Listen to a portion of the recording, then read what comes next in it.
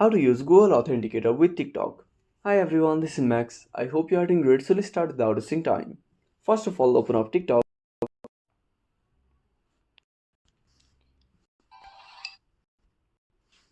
Now at the bottom right corner, click on your profile.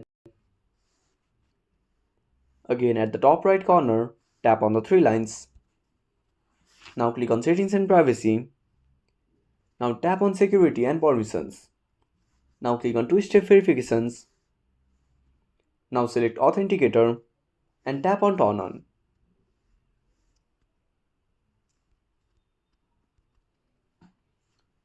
Now click on Copy Key. Now open up Google Authenticator.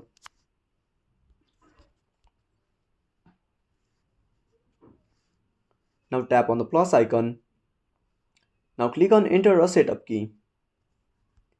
Now paste the key. Now type TikTok and click on Add. Now copy the code of TikTok. Go back to TikTok and click on Next. Now paste the code.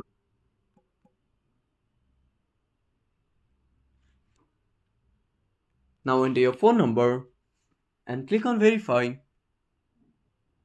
Now after verification, you will be able to authenticate your account using Authenticator.